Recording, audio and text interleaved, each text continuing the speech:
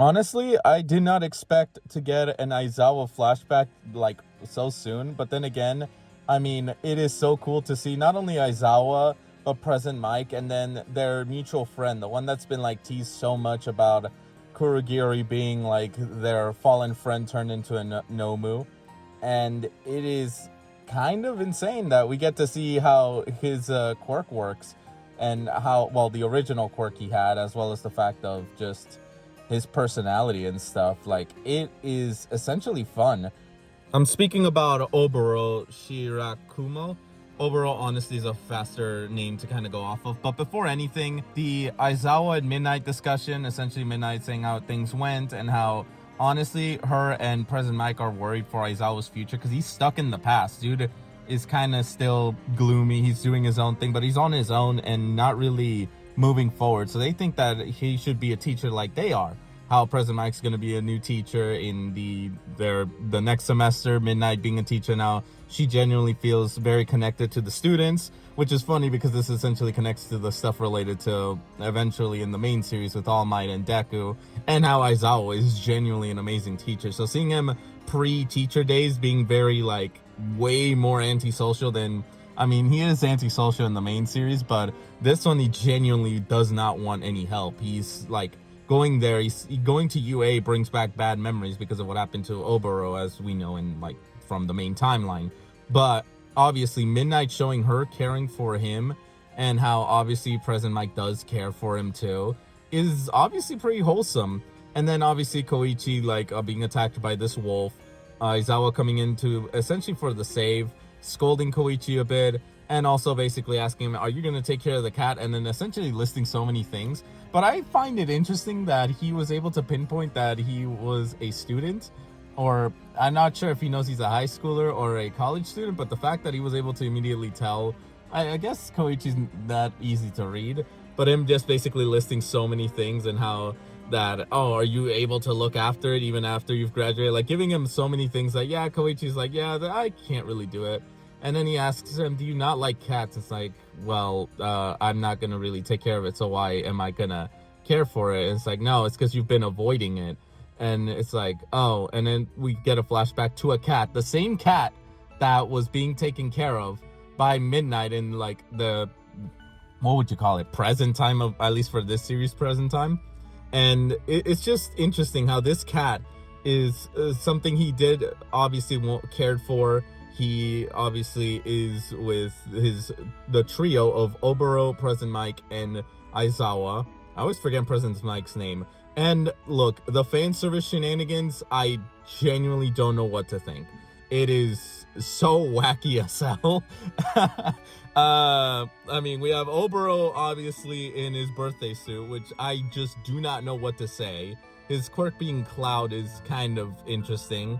And then them being in the rooftop talking about a few things. And well, before the rooftop stuff, we do get to see like Aizawa, Oboro, and President Mike like working with their quirks and stuff.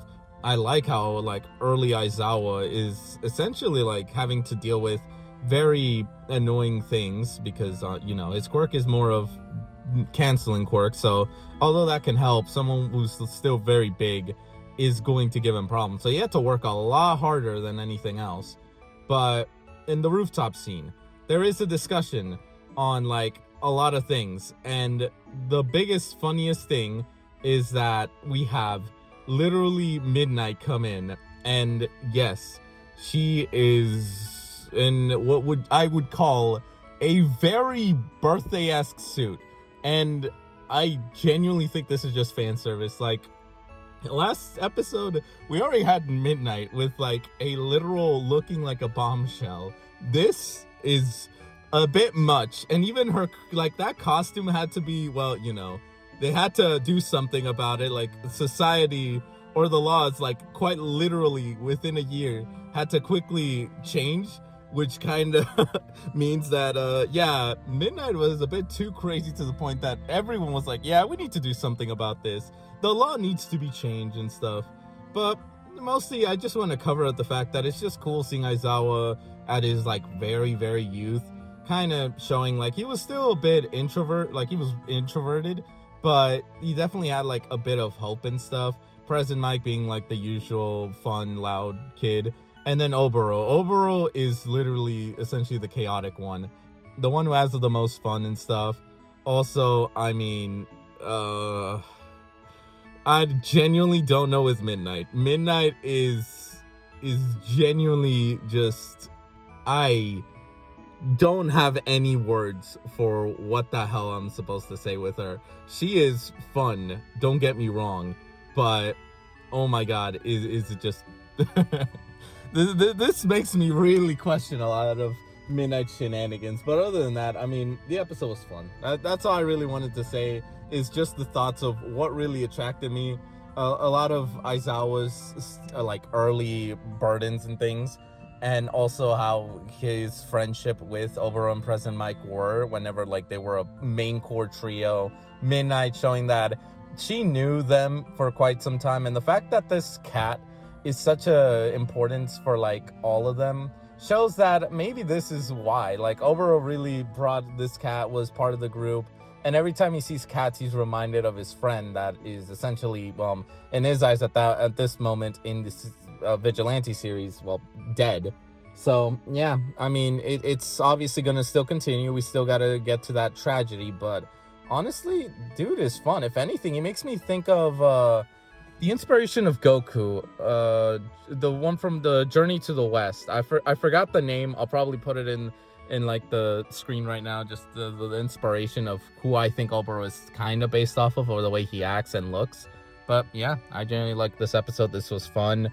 And Oboro, Midnight, you both are, I have words. That's all I can really say, because anything else, I don't want this video getting demonetized more than the annoying copyright shenanigans I'm dealing with. But yeah,